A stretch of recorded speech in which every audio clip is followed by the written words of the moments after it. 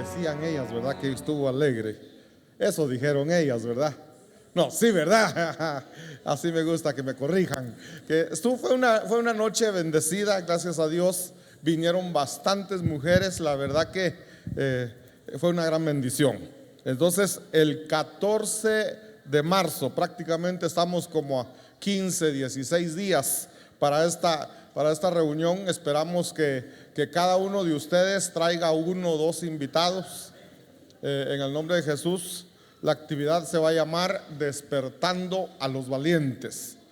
Del 19 al 22 de marzo tendremos nuestro aniversario, así que también ya estamos próximos. Y entonces quiero pedirles, mis hermanos, tanto aquí como allá atrás hay unos sobres de color rojo.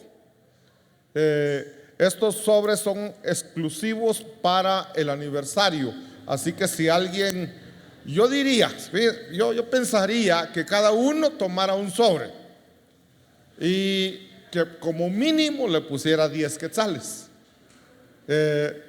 Ponemos una cantidad porque si no van a poner un quetzal, ni lo del sobre va a salir, ¿verdad?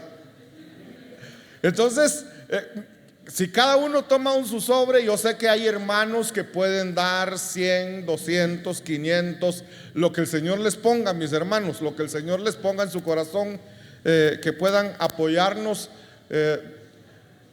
Si alguien quiere aportar para la pintura, miren, hermanos, aquí ya se ve feo igual que allá.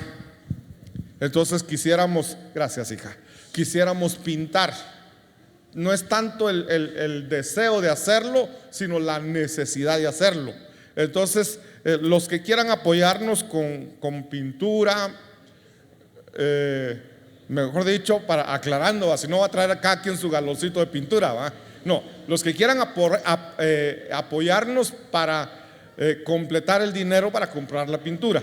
Entonces, queremos comprar pintura, entonces, pero hermanos, no es solamente eso el gasto, el gasto de aniversario se incurre en varios gastos.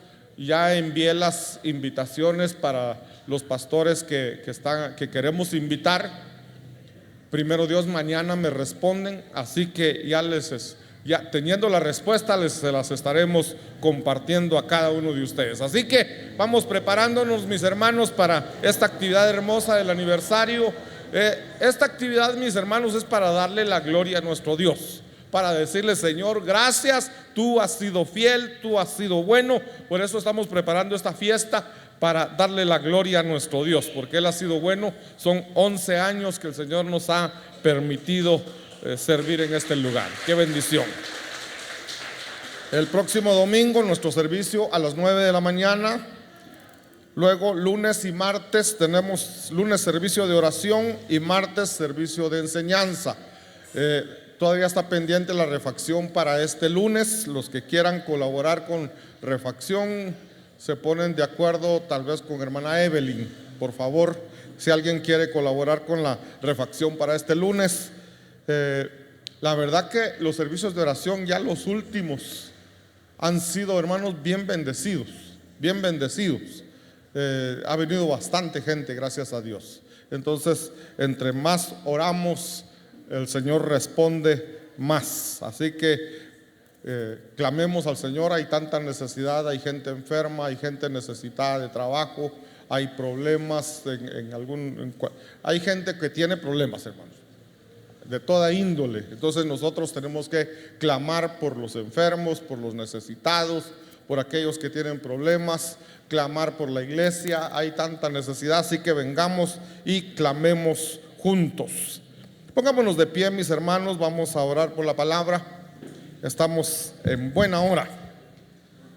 Dice acá: creo en un solo Dios, manifestado en el Padre, el Hijo y el Espíritu Santo.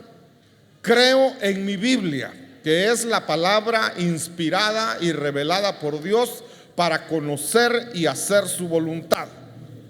Veraca es mi casa espiritual donde les sirvo y estoy siendo preparado para el jarpazo. Padre bendito que estás en los cielos, Señor, gracias, mi Dios amado, porque tú has sido fiel, Señor. Nos has dado vida, nos has dado salud. Nos has bendecido, Señor, no nos ha hecho falta el alimento diario, el techo, el abrigo. Gracias, Señor, porque aún tenemos abundancia, Padre bendito. Y nos has traído a tu casa. Estamos aquí, Señor, juntos como iglesia, como hermanos, para adorarte, para servirte, para exaltar tu nombre. Pero también queremos oír tu palabra, Señor. Queremos que tú nos enseñes tu palabra, que nos exhortes, que si es necesaria una reprensión, Señor, que tu palabra venga y nos reprenda, que tu Espíritu Santo nos hable directo a nuestro corazón, que nos redarguya, Señor, que nos convenza, Padre bendito, que nos dé esa revelación, esa instrucción, esa luz sobre tu palabra, Padre bendito, para que podamos comprenderla y así ponerla por obra, Señor. En el nombre de Jesús, amén, amén y amén. Dale fuerte ese aplauso a nuestro Dios. Puede sentarse. El tema de esta noche, no sé si se distingue, sí se distingue por lo menos el nombre. Era gadareno. Hay un verso ahí que me llamó la atención hace un momento y ya no tuve tiempo de buscarlo. Hablando esto de era gadareno, hay un verso que dice: y esto erais muchos de vosotros en otro tiempo. Entonces eso va con el tema. Eso éramos.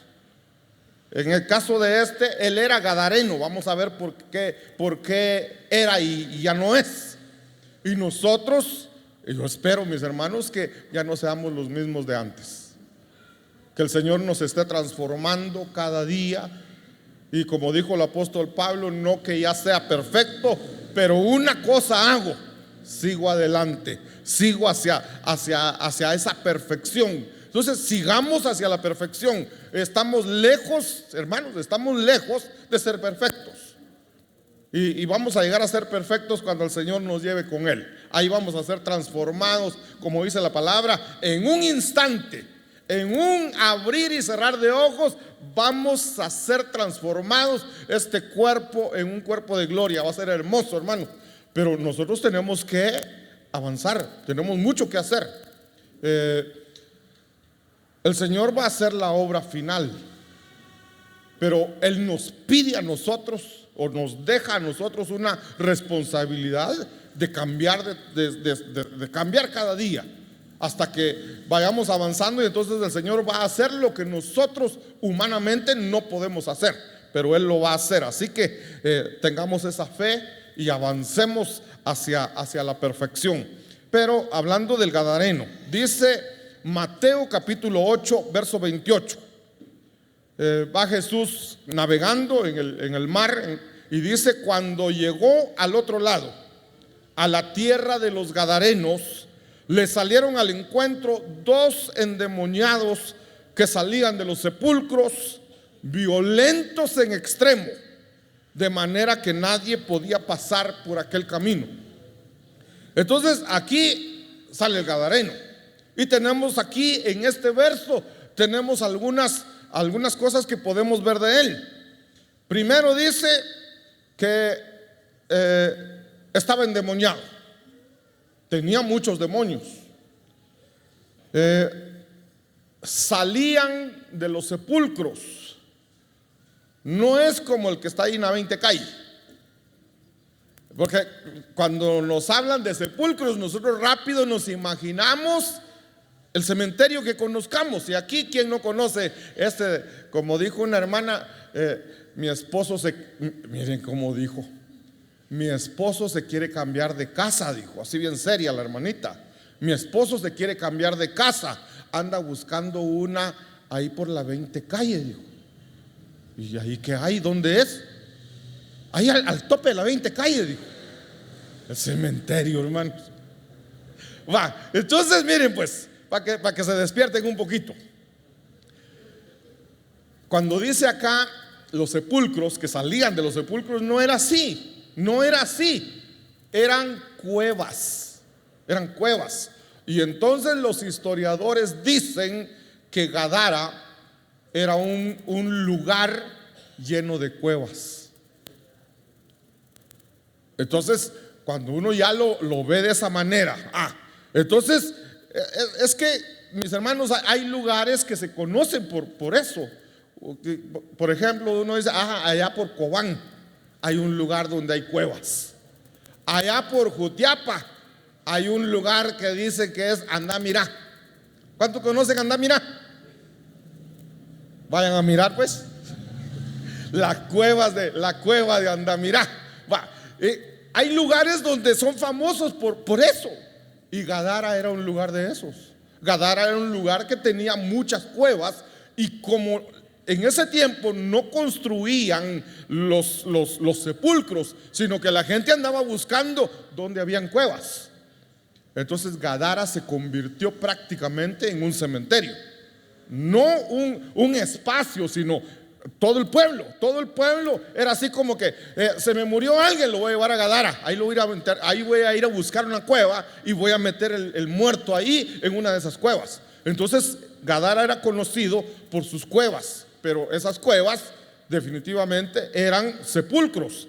Y entonces miren, vayamos imaginando cómo era este hombre. En primer lugar, endemoniado.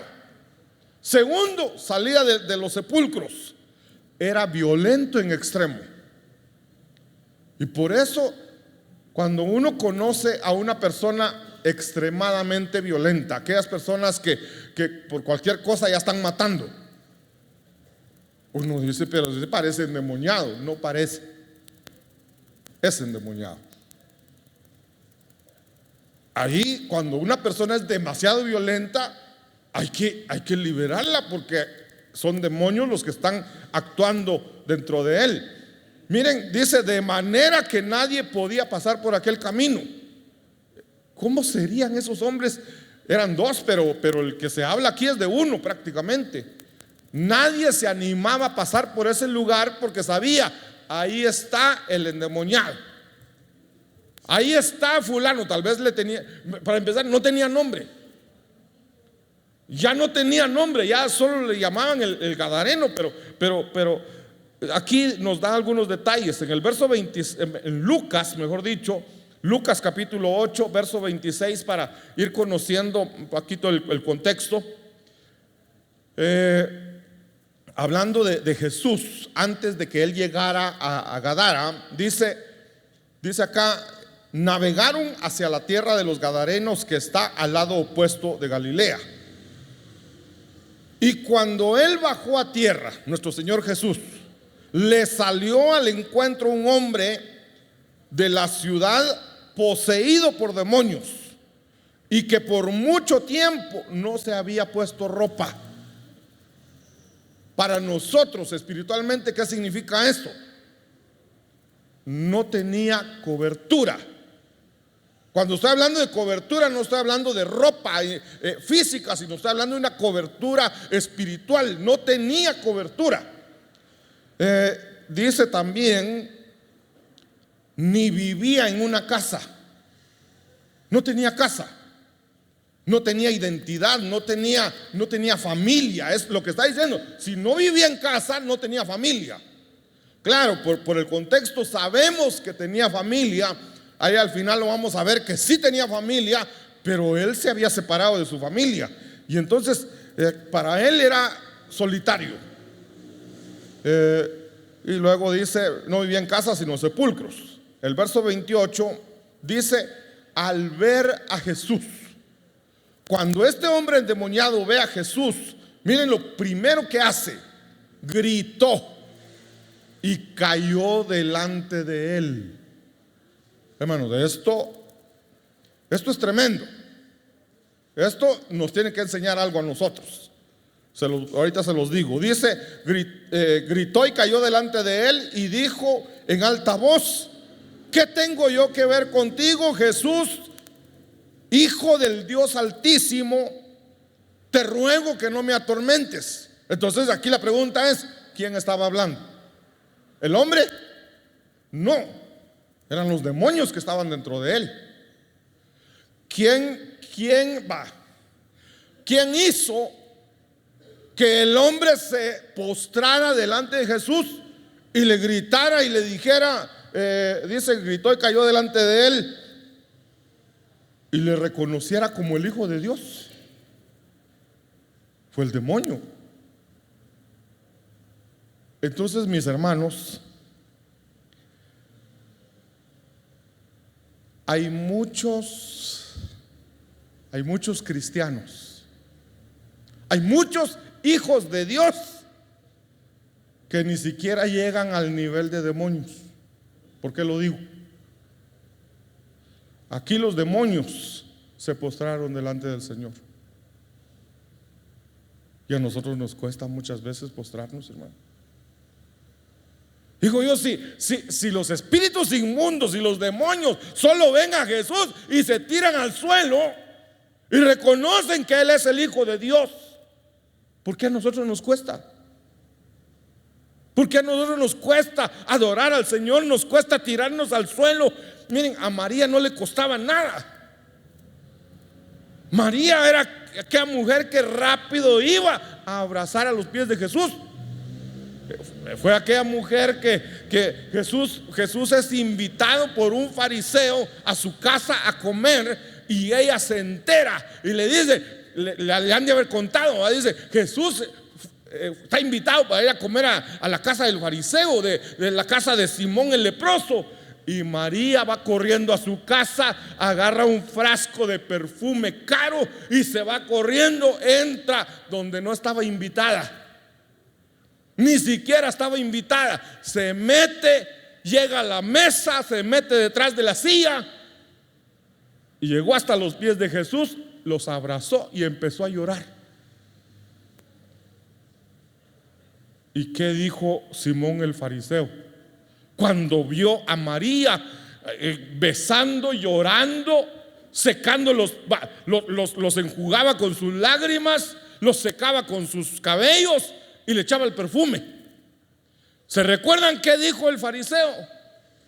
Inmediatamente dijo en su corazón, porque no lo habló, solo lo pensó, y él dijo en su corazón: si este hombre en verdad fuera un profeta, sabría quién y qué clase de mujer es la que lo está tocando. Y Jesús, sabemos, le da una lección inmediata, ¿va? Le dice: ¿ves a esta mujer? Desde que entré no ha cesado de regar mis pies con sus lágrimas. Yo entré a tu casa y no me diste agua para lavarme. Esta mujer, desde que entré, no ha dejado de besar mis pies. Yo entré a tu casa y no me diste beso cuando entré. Esta mujer ha derramado un perfume caro sobre mis pies, y tú no ungiste mi cabeza. Pero para el fariseo esa es una pecadora, es una mujer cualquiera. Pero los demonios, los espíritus inmundos, reconocen a Dios y se postran delante de Él. No pueden permanecer de pie delante de Jesús, se postran y le dice: Jesús, Hijo del Dios Altísimo, te ruego que no me atormentes. Pero si el texto nos dice claro que solo vieron a Jesús, Jesús no ha hablado. Los demonios solo ven a Jesús, corren delante de Él, se postran y les dice: ¿por qué nos atormentas? ¿Y qué estaba haciendo Jesús? La sola presencia de Jesús atormenta a los demonios. La sola presencia. No hay necesidad de hablar, no hay necesidad de gritar, no hay necesidad de hacer nada. Solo su presencia hace que los demonios sean atormentados. Ahora, ¿y nosotros? ¿Tenemos a Cristo en nuestro corazón? Aunque solo dos digan amén. ¿Tenemos a Cristo en nuestro corazón? Amén. Yo creo que todos tienen que venir el 14 de marzo para despertar a los valientes, ¿verdad? Si tenemos a Cristo en nuestro corazón, si a donde quiera que vamos, Cristo va con nosotros,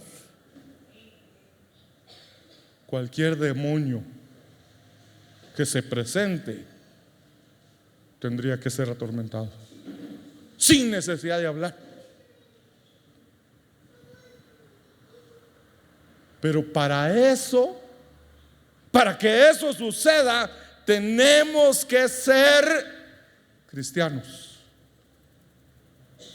Dice la palabra que a la iglesia, a los miembros de la iglesia de Antioquía les llamaron cristianos por primera vez.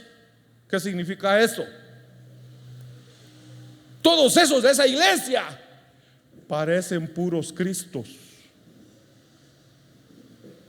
Se parecen a Cristo, tienen el poder de Cristo, hablan la palabra de Cristo, predican con la verdad.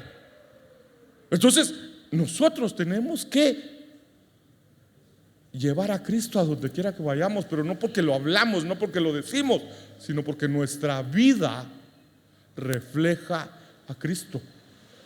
Si nuestra vida refleja a Cristo, entonces los demonios van a salir corriendo, van a ser atormentados y van a desear que los echemos fuera. Miren, dice el verso 29: porque él mandaba, ya Jesús mandaba al espíritu inmundo que saliera del hombre, pues muchas veces se había apoderado de él y estaba atado con cadenas y grillos y bajo guardia. A pesar de todo, rompía las ataduras y era impelido por el demonio a los desiertos. Aquí tenemos más características del gadareno. ¿Cómo era? Aparte de todo lo que ya vimos. Dice, estaba atado con cadenas. Cadenas de esas cadenas de los romanos, gruesas, de hierro. Grillos. Los grillos eran unas cosas que les ponían en los pies, pero como trampas para agarrar fieras. Entonces estaba encadenado, tenía los pies, como decir, metido en trampas, y tenía guardias. Tenía entonces, hermanos, para el pobre, para este hombre, tenía ataduras de cadenas. No podía, se supone que con esos grillos no podía caminar. Entonces no podía caminar.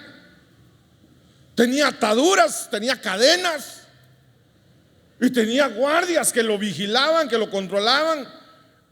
Pero ¿qué pasaba? Facilito, rompía las cadenas como si fuese un hilo delgado, rompía las cadenas, rompía los grillos. De plano el guardia salía corriendo al ver lo que hacía. Y el demonio o los demonios lo llevaban al desierto. La pregunta es, ¿por qué se lo llevaba al desierto? Recuérdense aquel pasaje que dice que cuando un espíritu inmundo es echado de una casa, y recuerden que casa puede ser la casa física o puede ser el lugar donde habita el espíritu inmundo, en el corazón en el que habita. Entonces dice, cuando un espíritu inmundo es echado de la casa, de una casa, sale y se va por lugares desérticos, se va al desierto y empieza a buscar en el desierto donde reposar. Al no encontrar, según ese pasaje dice, al no encontrar, regresa y va a llamar a otros 7 espíritus peores que él y se van a la casa donde estaba. Pero a lo que quiero llegar es aquí, es los demonios o los espíritus del mundo se van al desierto a buscar donde reposar. Este demonio se llevaba al hombre, al gadareno. Él ya tenía casa, pero ¿por qué se lo llevaba al desierto? Se lo llevaba al desierto porque sabía que ahí habían más demonios. Lo que quería era llenar al hombre de demonios. Entonces me lo llevo al desierto y allá vamos a traer más para tener más poder, para tener más fuerza.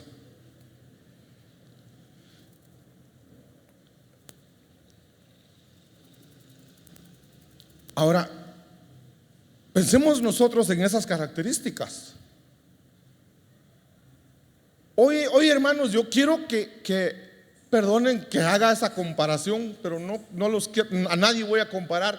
Yo quiero que cada uno se compare con las características que estamos viendo del gadareno y nos preguntemos: ¿tendré yo alguna característica de esas? ¿Tendré yo algo del gadareno? Y cualquiera podría decir: no, yo no tengo cadenas, no, yo no tengo grillos, yo no tengo. ¿Será que no? ¿Será que no tienes ataduras? ¿Será que no hay ataduras? ¿Será que tus antepasados no te ataron a algo? ¿Será que alguno de ustedes nunca hizo una promesa? Está complicado esto pero estoy seguro que la mayoría lo hicimos en algún momento. Nos enamoramos tanto de alguien y le dijimos: nunca voy a dejar de amarte. Pasó el tiempo, esa relación se terminó, quedó en el pasado, nos casamos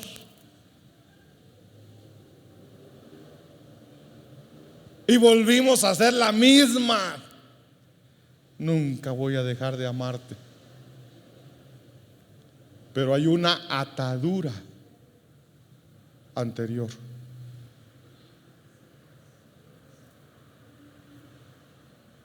Miren, eso es una cosa simple. Eso es una cosa simple. ¿Habrán ataduras peores?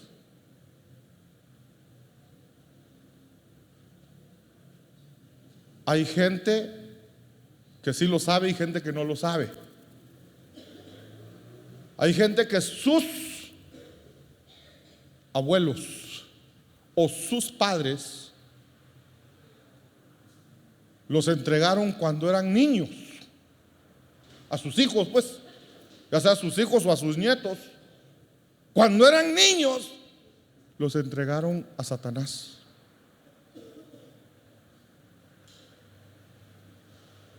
Y el niño no se dio cuenta. El que lo entregó ya se murió. Y entonces no puede avanzar porque lo entregaron, hermano, lo entregaron. Y va a decir, y yo digo, pero yo jamás me entregué a un demonio, a un espíritu inmundo. No, yo no, pero otro sí me entregó. ¿Pero qué tiene que ver eso? Si el que entregó a la persona era una autoridad sobre ese niño, tenía derecho de hacerlo. Tenía derecho. Miren, les voy a contar una historia. No es un invento, es un testimonio. Una señora, antes de conocer a Cristo, señora, qué sé yo, tenía sus 35 años quizás. Ella había luchado, se había esforzado por tener hijos y no tenía hijos. Un día fue a esas iglesias donde hay una imagen ahí, hizo un voto. María le dicen a la imagen que estaba ahí, ¿va?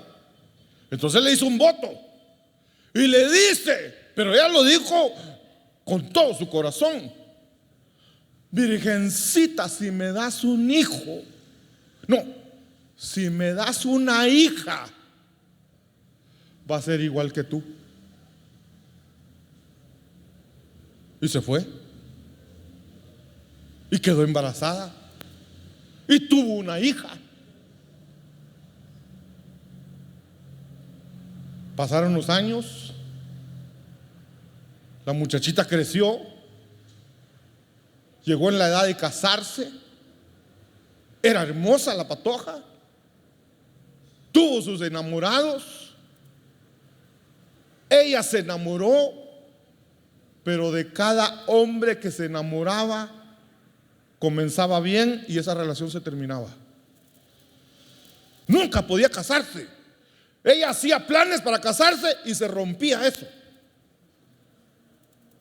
Ay, yo quiero casarme, pero todos los hombres que encuentro, tal vez dijo ella, ¿va? Todos los hombres que encuentro, ninguno es maduro, ninguno quiere responsabilidad. Siempre pasaba algo y se terminaba la relación. Después de varios hombres con los que trataron de casarse con ella y no se pudo, un día platicando con el pastor de ella con la familia con su pastor, le contaron: fíjese que mi hija no se puede casar. Ha luchado ella quiere casarse, pero no puede. Entonces empezaron a ministrarla, ministraron a los papás. Y entonces en la administración el Espíritu Santo le recordó a la señora. Y entonces le dice al pastor: fíjese que cuando yo no conocía al Señor, yo hice un voto, y le dijo todo lo que había hecho ahí en esa iglesia, ¿va? Por eso no se puede casar, porque tú le dijiste que iba a ser como ella, virgen. Una oración para romper eso. Una oración en la que la mamá, la que había hecho el voto, tenía que renunciar a ese voto. Entonces, yo pregunto: ¿tenemos ataduras? ¿Tienes guardado ahí un cuadrito que te regaló tu enamorado hace 50 años?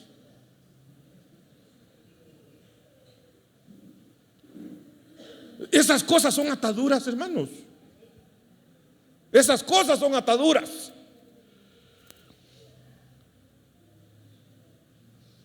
Y el peor, si tiene grillos, camina todo así. Es su vida cristiana. No puede, como dice la palabra, camina delante de mí, sé perfecto. No puede, porque tiene ataduras en los pies.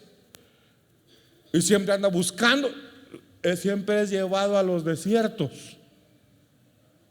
Siempre se va a meter a lugares donde hay demonios, donde hay espíritus inmundos, y se le pegan. ¿Por qué? Porque cuando existe eso, se le conoce como receptores. Tenemos receptores. Y entonces los espíritus inmundos rápido detectan los receptores y se pegan. Y se pegan.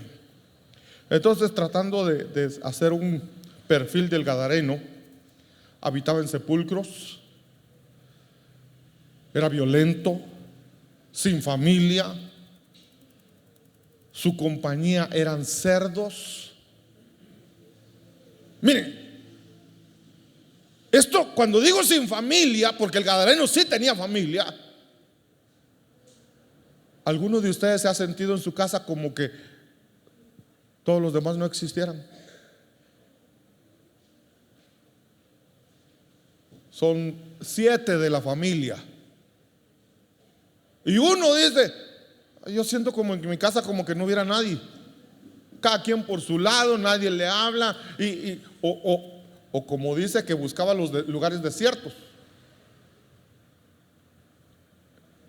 Él mismo o ella misma están todos comiendo ahí en el comedor, o están todos en la sala. Me voy a mi cuarto, solito ahí. Tiene familia, pero está aislado. Tiene familia, pero como que no, como que nadie existe. O si quieren verlo más cerca todavía, todos en la sala y uno solo con el teléfono. Hay tantas cosas que se pueden hacer en el teléfono, ¿eh? Jugando, chateando, mirando videos, todos ahí. Y el otro le hablan concentrados, está en el teléfono, no tiene familia. Perdonen, es un gadareno.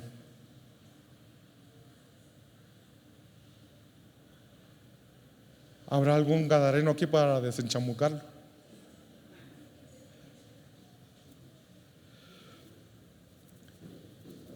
Su compañía eran cerdos, sus amigos, gente inmunda, gente, si quieren verlo, gente pecadora. Es que nosotros pecamos, mis hermanos, pero es diferente cuando hablamos de gente pecadora. Gente pecadora es que le gusta el pecado y no le importa. Nosotros fallamos, pecamos, pero no es nuestra intención. Desnudo, eso es sin cobertura, y sin cobertura significa no reconoce autoridad. No tenía casa, estaba encadenado, estaba cargado de demonios que lo llevaban a los desiertos, no tiene relación con Cristo y está atormentado. Cuando Jesús va a liberarlo, miren, Jesús fue a Gadara no porque tuviera que pasar por ahí. El primer versículo que leímos decía: lado contrario a Galilea. Él iba para Galilea y se fue para otro lado. No se perdió, él sabía a qué iba. Él fue por un alma. El Señor va, mire, dejó a las 99 ovejas y fue a buscar a una. El gadareno era una. Dejó a todas por allá y dice: voy a ir a buscar a uno que está perdido. Era una ciudad, era mucha gente. No fue por la ciudad, fue solo por uno. Pero yo quiero mostrarles que en el camino sucedieron 7 cosas. Primero, Jesús limpia a un leproso. Él dice: bueno, vamos para Galilea. Pero de repente dice: no, hay alguien por allá que me necesita. Se da la vuelta y empieza a caminar hacia Gadara. Y cuando empieza a caminar, le salió un leproso. Siempre que Jesús llevaba un destino específico, alguien le salía. Por ejemplo, cuando tiene su encuentro con la samaritana, cuando Jesús se encuentra con la samaritana, fue otra vez que fue por una. Pero él no iba para allá, él iba para Samaria, él iba para Jerusalén. Porque cuando los judíos iban a Jerusalén, se ponían una ropa especial que todo el mundo sabía: va a adorar a Jerusalén. Es como que las hermanas danzoras vienen para acá a danzar y salen desde su casa con su trajecito de danza. La gente dice: va a ver acá. Ya conocen los colores. Va a ver acá. Entonces Jesús llevaba su ropa para ir a Jerusalén. Y la samaritana en el camino, bueno, ahí él se desvió también para ir a ver a la samaritana. Pero aquí él va para Galilea y le sale un leproso. Dice Mateo capítulo 8 verso 2: y aquí se le acercó un leproso y se postró ante él diciendo: Señor, si quieres puedes limpiarme. Este leproso dice: yo sé que tú puedes, yo sé que tú tienes poder, yo sé que tú eres el Hijo de Dios, pero si tú quieres, Señor, si tú quieres, yo sé que puedes limpiarme. Y extendiendo Jesús la mano, lo tocó diciendo: quiero ser limpio. Y al instante quedó limpio de su lepra. Pero miren cómo es: va para allá y en el camino va haciendo cosas. Dice acá mismo en Mateo capítulo 8, el verso 4: entonces Jesús le dijo: mira, no se lo digas a nadie, sino ve, muéstrate al sacerdote y presenta la ofrenda que ordenó Moisés para que les sirva de testimonio a ellos. Lo que le está diciendo Jesús es: yo ya te limpié de la lepra, pero tú necesitas que alguien te certifique que estás limpio. Ve al sacerdote y el sacerdote va a decir, es como alguien va, oramos por alguien que tiene cáncer, oramos y el Señor la sana, y la familia dice, pero ¿será que sí sanó? Entonces le decimos a la enferma, vaya al hospital y que le hagan sus exámenes nuevamente. Ahí le van a decir que sí sanó. Entonces es para que quede registrado, que quede comprobado que quedó limpio, que quedó sano. Número 2, la fe de un centurión.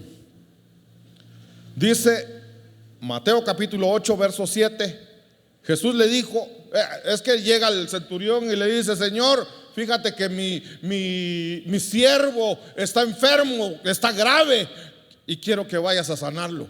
Entonces Jesús le responde, porque él está ocupado, ahí la gente no lo deja avanzar. Y él va, miren, él va para Gadara, pero la gente lo está así como que quitándole el tiempo, ¿verdad? Pero Jesús aprovecha para ir avanzando, ir trabajando. Y entonces le dice, yo iré, le dice, yo iré y lo sanaré. Pero el centurión respondió y dijo, Señor, no soy digno de que entres bajo mi techo, mas solamente di la palabra y mi criado quedará sano. Dice,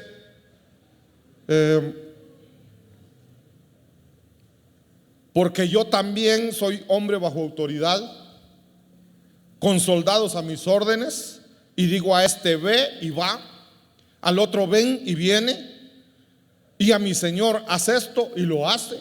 Lo que este centurión está diciendo es, Señor, tú tienes autoridad sobre la enfermedad. Solo dile a la enfermedad que se vaya y te va a hacer caso, porque tú tienes autoridad sobre la enfermedad. Dale fuerte el aplauso a nuestro Dios.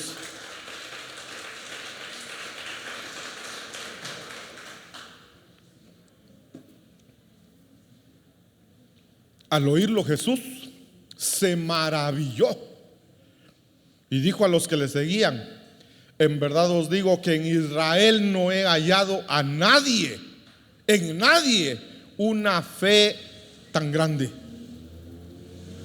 Entonces miren, Jesús lleva una meta, tiene claro a dónde va, pero ya sanó a un leproso, ahora ya tuvo un encuentro con un centurión, era un romano, no era judío. Y este romano le dice unas cosas que Jesús se queda maravillado de la fe que tiene. Pero sigue avanzando y en el camino dice, Jesús sana a muchos enfermos. Ahí mismo en Mateo capítulo 8 verso 14, al llegar Jesús a casa de Pedro, vio a la suegra de que yacía en cama con fiebre. Le tocó la mano y la fiebre la dejó, y ella se levantó y le servía. Y al atardecer le trajeron muchos endemoniados y expulsó a los espíritus con su palabra y sanó a todos los que estaban enfermos. Hizo milagros, liberó a muchos, sanó a muchos. Pero la cuarta cosa que hace es el costo de seguir a Jesús. Enseña lo que cuesta seguirle. A veces nosotros decimos, Señor, yo te seguiré. Yo quiero ser tu discípulo, yo quiero seguirte, Señor. Pero cuando viene el costo, si quieren verlo así, cuando se presenta la situación y dice, no, seguir a Jesús cuesta, mejor no. Miren lo que le dijo Jesús aquí, Mateo 8:19. Y un escriba se le acercó y le dijo, Maestro, te seguiré a donde quiera que vayas. Y Jesús le dijo, las zorras tienen madrigueras y las aves del cielo nidos, pero el Hijo del Hombre no tiene dónde recostar la cabeza. ¿Me quiere seguir? Nos va a tocar dormir en el suelo. ¿Me quiere seguir? No tengo una casa donde vivo. ¿Me quiere seguir? Deja todo. En el verso 21 dice: otro de los discípulos le dijo: Señor, permíteme que vaya primero y entierre a mi padre. Pero Jesús le dijo: sígueme y deja que los muertos entierren a sus muertos. No es que Jesús sea malo y que Jesús, se acaba de morir mi papá, quiero ir al entierro. Es mi papá, ¿cómo no voy a ir al entierro? No, no era eso. Era: mi papá está vivo, mi papá está sano. Pero ¿por qué no espera? Voy a esperar a que cuando él se muera lo entierro y entonces te seguiré. Entonces Jesús le dice: deja que los muertos. ¿Quiénes son los muertos? Los que no conocen al Señor. Deja que los que no conocen al Señor entierre al que no conoce al Señor. Tú sígueme. Número 5. Jesús calma una tormenta. Se suben en una barca.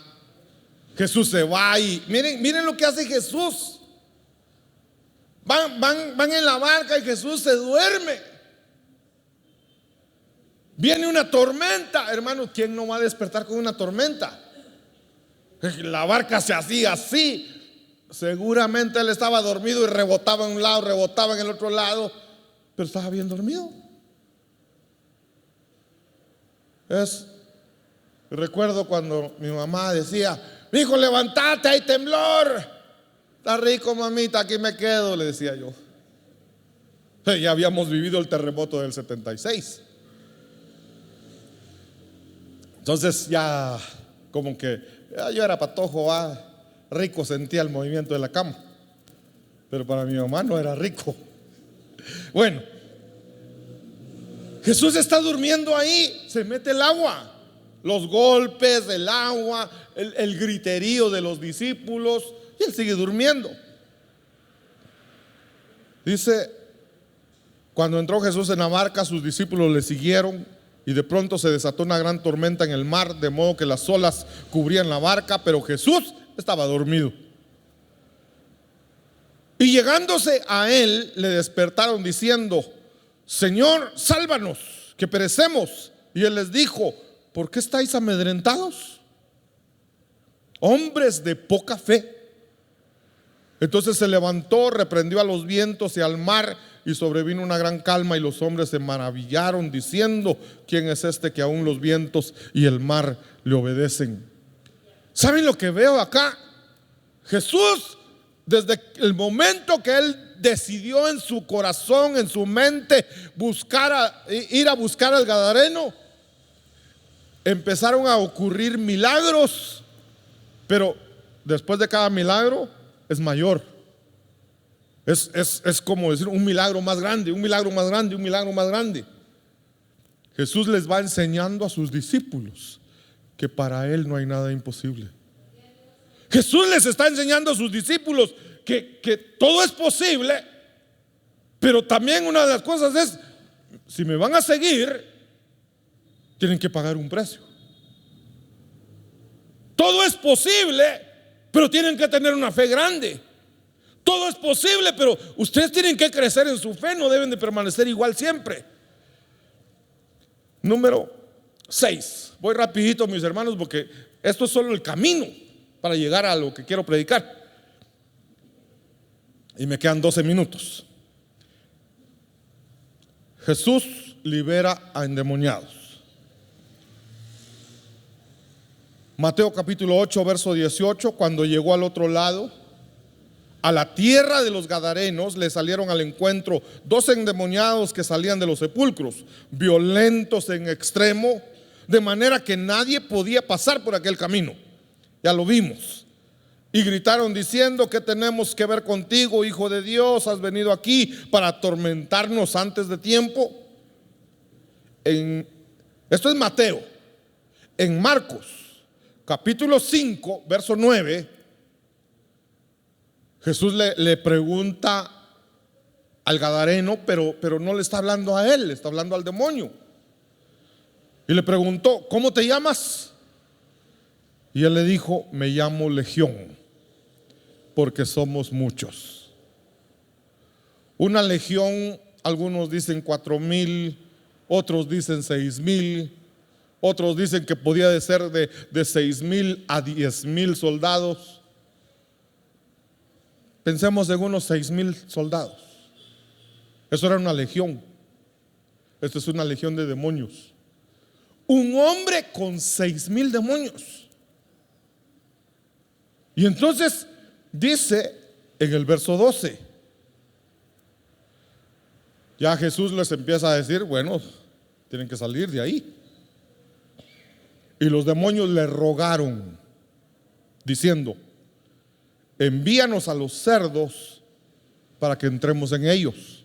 No nos dejes en el aire. Si nos vas a sacar de este cuerpo, por lo menos déjanos entrar en los cuerpos de los cerdos.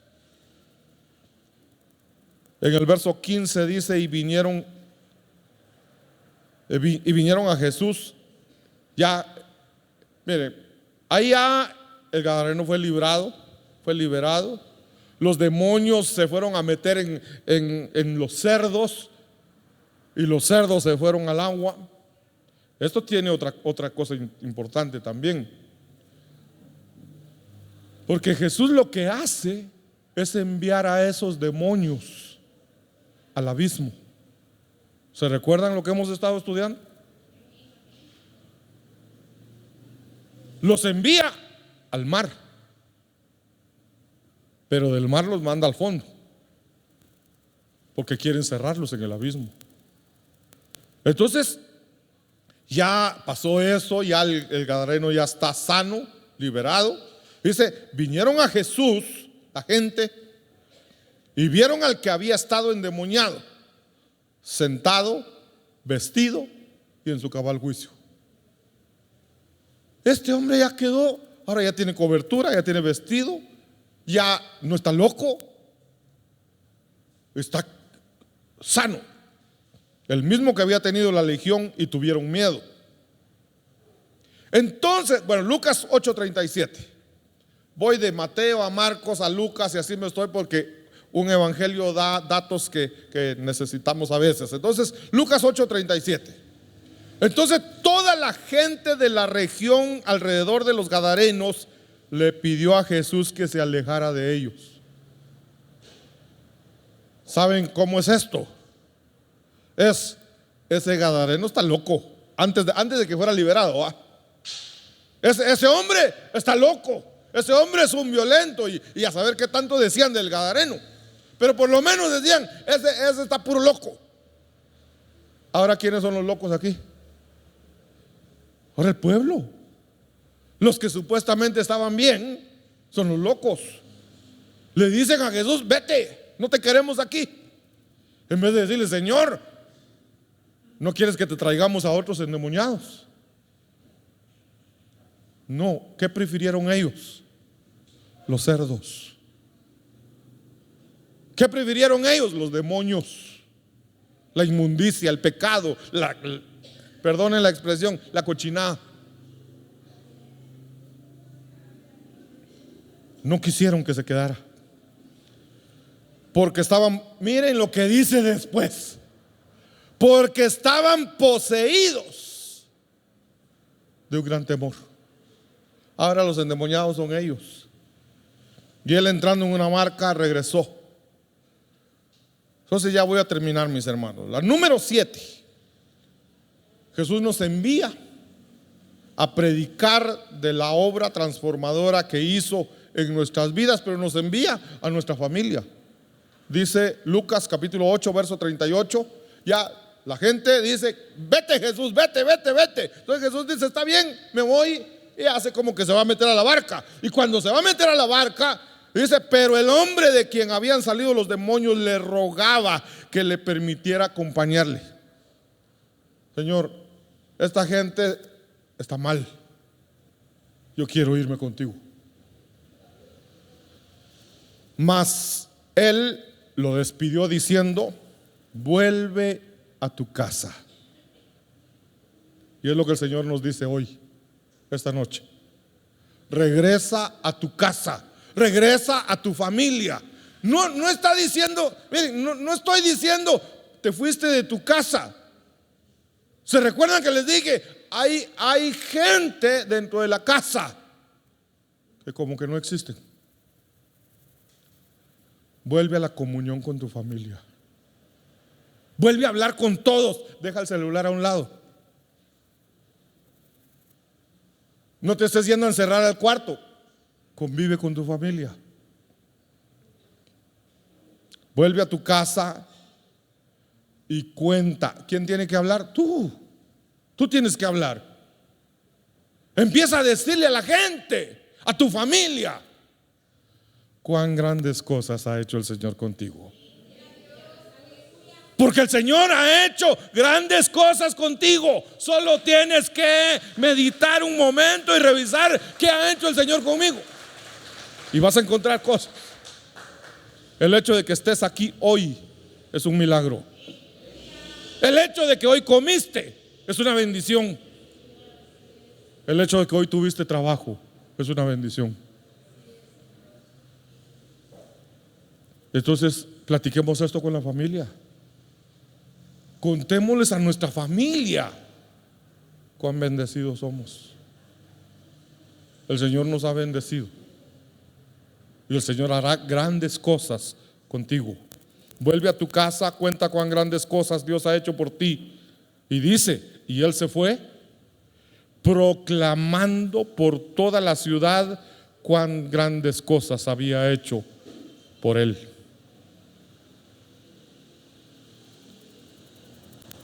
Entonces, en Marcos vuelve a repetir lo mismo, pero Jesús no se lo permitió, sino que le dijo: vete a tu casa, a los tuyos, y cuéntales cuán grandes cosas el Señor ha hecho por ti y cómo tuvo misericordia de ti. Y él se fue y empezó a proclamar en Decápolis cuán grandes cosas Jesús había hecho por él, y todos se quedaban maravillados. ¿Qué tienes que hacer? Contar. No te quedes callado. Cuenta lo que Dios ha hecho. A veces creemos, todos lo están viendo, toda mi familia sabe, lo ve, ha vivido. Pero a veces pensamos que todo viene como que porque tiene que venir, y no porque Dios tiene misericordia de nosotros. Tenemos que enseñarle a nuestra familia que Dios tiene misericordia de nosotros, que Dios está obrando en nuestra vida, que Dios quiere hacer grandes cosas a través de nuestra casa, que nuestra casa va a ser una fuente de bendición para las casas que están alrededor, porque el Señor lo dijo así. Le dijo: en ti, ahora yo te lo digo a ti, en ti serán benditas todas las familias de la tierra. Gracias, papito amado, gracias Señor, por tu fidelidad, por tu bondad, por tu amor. Gracias por tu misericordia hacia nuestra casa, Señor. Gracias, Señor, porque por tu misericordia hoy estamos aquí, porque un día tuviste misericordia de nosotros, te conocimos, Señor. Y que así como tuviste misericordia de nosotros, te pedimos que tengas misericordia del resto de nuestra familia. Te pedimos que tengas misericordia de nuestros vecinos. Te pedimos que tengas misericordia de la gente que trabaja junto a nosotros. Ten misericordia, Señor, de Guatemala. Ten misericordia de zona 3, de zona 1. Ten misericordia, Señor, y que esta casa se convierta en una zona de bendición para todas las colonias que están alrededor. En el nombre de Jesús, Jehová te bendiga y te guarde. Jehová haga resplandecer su rostro sobre ti y tenga de ti misericordia. Jehová alce sobre ti su rostro y te dé paz. Amén, amén y amén.